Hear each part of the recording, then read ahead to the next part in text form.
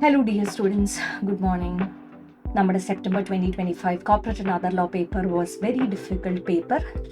അപ്പോൾ അതിനെപ്പറ്റി ഒന്ന് സംസാരിക്കാനായിട്ടാണ് ഈ ചെറിയ വീഡിയോ ചെയ്യുന്നത്. കുറേ പിള്ളേർ വിളിച്ചു, കുറേ പിള്ളേർ മെസ്സേജ് അയച്ചു. I know all of you very tensed, very demotivated. അടുത്ത പേപ്പർ പഠിക്കാൻ പറ്റുന്നില്ല, പേപ്പർ സ്കിപ്പ് ചെയ്താലോ, എന്തായാലും ഫസ്റ്റ് ഗ്രൂപ്പ് കയറില്ല, അങ്ങനത്തെ ഒരു അവസ്ഥയിലിരിക്കുകയാണ് കുറേ സ്റ്റുഡൻസ്. സോ നിങ്ങൾക്ക് വേണ്ടിയിട്ടാണ് ഈ വീഡിയോ. എനിക്കറിയാം നിങ്ങൾ ഭയങ്കര ഡിമോട്ടിവേറ്റഡ് ആയിരിക്കും, ഒത്തിരി പഠിച്ചിട്ടുണ്ടാവും, നിങ്ങളുടെ 3 months എഫേർട്ട് ഇതിനകത്തുണ്ട്. I very well understand. പക്ഷേ I just wanted to let you know this paper was not just difficult for 1 or 2 students. അങ്ങനെയല്ല, it was difficult in the all India level. എല്ലാ സ്റ്റുഡൻസിനും difficult ആയിരുന്നു. Multiple choice question was very very very very difficult. അതായത് കഴിഞ്ഞ 5 വർഷമായിട്ട് ഇങ്ങനത്തെ ഒരു difficult MCQ വന്നിട്ടില്ല. So നമുക്കൊരു സോഴ്സ് പോലും ഇല്ല പോയിട്ട് ഇങ്ങനത്തെ ടൈപ്പ് ഓഫ് ക്വസ്റ്റ്യൻസ് പ്രാക്ടീസ് ചെയ്യാനായിട്ട്. അപ്പോൾ അത്രയും ഡിഫിക്കൽട്ട് ആയിരുന്നു മൾട്ടിപ്പിൾ ചോയ്സ്. ഇതൊന്ന് തീർന്ന് വരുമ്പോൾ descriptive was very very lengthy. കുട്ടികൾ already multiple choice was very lengthy and very tough. അത് കഴിഞ്ഞിട്ട് വരുന്ന ഡിസ്ക്രിപ്റ്റീവ് വാസ് അഗെയിൻ ഭയങ്കര ലെങ്തി. സോ ഒരിക്കലും ഒരു സ്റ്റുഡൻറ്റ് അത് വായിച്ച് തീർത്ത് എക്സാം കംപ്ലീറ്റ് ചെയ്യാൻ പറ്റില്ല. സോ ഇത് നിങ്ങളുടെ പ്രിപ്പറേഷൻ്റെ കുറവ് കൊണ്ട് നിങ്ങൾക്ക് ഡിഫിക്കൽട്ട് ആയതല്ല. അല്ലെങ്കിൽ നിങ്ങൾ ഇങ്ങനെ പഠിച്ചിരുന്നെങ്കിൽ നിങ്ങൾ പാസ്സായേനെ, അങ്ങനത്തെ ഒരു നിങ്ങളുടെ ഭാഗത്തു നിന്നൊരു മിസ്റ്റേക്ക് അല്ല. So just forget that particular corporate and other law paper. I know it's very easy for me to say, അതായത് മാം എക്സാം എഴുതിയിട്ടില്ലല്ലോ, ഞങ്ങളല്ലേ എഴുതിയത്, ഞങ്ങൾക്കല്ലേ അതിൻ്റെ ഡിഫിക്കൽട്ടി അറിയാവുന്നത്. We were all students once. അപ്പം ഞങ്ങൾക്ക് മനസ്സിലാവും നിങ്ങൾ എന്തിൽ കൂടെയാണ് കടന്നു പോകുന്നതെന്ന്. അപ്പോൾ I just wanted to let you know, just leave that corporate and other law. ഇത് ഓൾ ഇന്ത്യ ലെവലിൽ പാടാക്കിയ ഒരു പേപ്പർ ആണെങ്കിൽ ഡെഫിനറ്റ് ആയിട്ട് അവർ എന്തെങ്കിലും ചെയ്യാതിരിക്കില്ല, നിങ്ങൾ എഴുതിയതിന് അവർ എന്തെങ്കിലും ചെയ്യാതിരിക്കില്ല. അപ്പോൾ നിങ്ങളിപ്പം റിസൾട്ട് വരുന്ന സമയത്ത് corporate and other law paper പാസ്സായെന്ന് വിചാരിക്കുക, ഒരു 45-50 മാർക്സ് കിട്ടിയെന്ന് വിചാരിക്കുക. എന്നിട്ട് നിങ്ങൾ ടാക്സ് പേപ്പർ എഴുതാതിരുന്നു, എന്നിട്ട് അക്കൗണ്ട്സിന് എക്സാമിഷനോട് കിട്ടിയെന്ന് വിചാരിക്കുക. എക്സാമിഷനായിട്ട് ക്ലെയിം ചെയ്യാനും പറ്റൂല, വിചാരിക്കാത്ത ലോ പേപ്പർ പാസ്സുമായി, ടാക്സ് പേപ്പർ എളുപ്പമായിരുന്നു, അതൊന്ന് എഴുതിയിരുന്ന ഈ ഗ്രൂപ്പ് കയറി പോയതിനുള്ള റിഗ്രറ്റ് വന്നുകൊണ്ടേയിരിക്കും. നിങ്ങൾക്ക് അടുത്ത ഒരു അറ്റംപ്റ്റ് കൂടെ പോകും. അപ്പോൾ ചിലപ്പോൾ ബോത്ത് ഗ്രൂപ്പ് എഴുതുന്ന പിള്ളേരാണെങ്കിൽ ക്യാരി ഫോർവേഡും ഉണ്ടായിരിക്കും, അതും സെറ്റ് ഓഫ് ചെയ്യാൻ പറ്റാത്തൊരവസ്ഥയായിരിക്കും.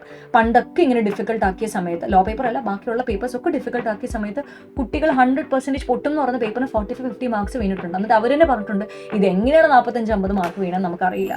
So institute will definitely do something. അപ്പോൾ എനിക്ക് പറയാനായിട്ടുള്ളത്, നിങ്ങൾ ഒരു രീതിയിലും ഇതിൻ്റെ ഹാങ് ഓവർ കൊണ്ടുപോയി എവിടെ തീർക്കരുത്, നമ്മുടെ ടാക്സ് പേപ്പറിനകത്ത് തീർക്കരുത്. You have to prepare tax paper very very very well. കാരണം ടാക്സ് പേപ്പർ എളുപ്പമാണെങ്കിൽ നിങ്ങൾക്ക് അതിനും എക്സംഷൻ കിട്ടിയാൽ it will definitely help you for your aggregate. Focus on that paper, complete your group properly. Second group എഴുതുന്ന ആൾക്കാരുണ്ടെങ്കിൽ, both group എഴുതാൻ ഈ second group start ഇനിയൊരു 3 പേപ്പറോടുണ്ട്. അപ്പോൾ നമുക്ക് ഇവിടെ ഡിമോട്ടിവേഷൻ വന്നു കഴിഞ്ഞാൽ ബാക്കി എല്ലാ പേപ്പറും ഇത് കാരണം എഫക്റ്റഡ് ആവും. സോ ഇത് നിങ്ങൾ സെൽഫ് ഇവാലുവേറ്റ് ചെയ്യാൻ നിൽക്കരുത്. ഓരോ ക്വസ്റ്റിനും ഇത്ര മാർക്ക് വെച്ച് നിങ്ങൾ ഇടാനായിട്ട് നിൽക്കരുത്.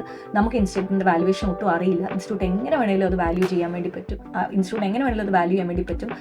So focus on the next paper, finish your paper very well. Okay. അപ്പോൾ ഇതിനെ ചൊല്ലിയിട്ട് നിങ്ങളുടെ ടൈം കളയാൻ പാടില്ല. ഇറ്റ്സ് ഓൾറെഡി ഒരു നിങ്ങളുടെ ഒരു ദിവസം പഠിക്കുന്നതിൻ്റെ ഹാഫ് ഓഫ് ദ ഡേ ആയി. ഇനിയും നിങ്ങൾ ഇത്രയും നേരവും പഠിക്കാത്ത സ്റ്റുഡൻസ് ഉണ്ടെങ്കിൽ I hope this helps you. Still നിങ്ങൾക്ക് എന്തെങ്കിലും ഒരു ഡിമോട്ടിവേഷൻ ഉണ്ടെങ്കിൽ you can personally contact me. ഒന്നുകൊണ്ടും ടെൻഷൻ അടിക്കേണ്ട, എന്തെങ്കിലും ചെയ്യാതിരിക്കില്ല, നിങ്ങൾ അറ്റംപ്റ്റ് ചെയ്തതിൽ എന്തെങ്കിലും ചെയ്യാതിരിക്കില്ല. ഇത് വെറുതെ പറയുന്നതല്ല, ഇത് അങ്ങനെ ചെയ്തിട്ടുണ്ട് ഇൻസ്റ്റിറ്റ്യൂട്ട്. അപ്പോൾ just focus on completing your tax paper, finish off your both the groups well. Single group എഴുതുകയാണെങ്കിൽ finish off your first group well. And then institute suggested answer release ചെയ്യുന്ന സമയത്ത് we can just have a discussion of that. കാരണം ഇപ്പം ഞാൻ question paper discuss ചെയ്തിട്ട് കുറേ students ഇതിൻ്റെ answer ഇതാണോ, ഇതിൻ്റെ ആൻസർ ഇതാണോ, ഞാൻ അതിനൊന്നും റെസ്പോണ്ട് ചെയ്തിട്ടില്ല. അത് വെറുതെ ഡിമോട്ടിവേഷനിലോട്ട് പോകത്തേ ഉള്ളൂ. ഞാനിപ്പോൾ നിങ്ങളോട് ഇത് ഭയങ്കര എളുപ്പമല്ലായിരുന്നോ, ഇതല്ല എൻ്റെ ആൻസർ എന്നൊക്കെ പറയുമ്പോൾ അയ്യോ ഉള്ളതിൽ അതിലായിരിക്കും പ്രതീക്ഷയുള്ളൊരു ക്വസ്റ്റൻ ഉണ്ടാവുക, അതും പോയി. So that's why I'm not discussing the questions at all. Just focus on completing your group. Okay. So prepare both the groups really well. All the very best. ഇനി ഇതിനെ ഓർത്ത് കോർപ്പറേറ്റ് ആൻഡ് അതർ ലോ ഞങ്ങൾക്ക് മാത്രം ഡിഫിക്കൽട്ടായി എന്നുള്ളൊരു ഇതിലിരിക്കരുത്. എല്ലാവർക്കും ഡിഫിക്കൽട്ടായിരുന്നു. നിങ്ങൾ ഇപ്പോൾ corporate and other ലോയിനെ പറ്റി ചിന്തിക്കുകയേ വേണ്ട. Focus on your tax paper. Okay. Thank you.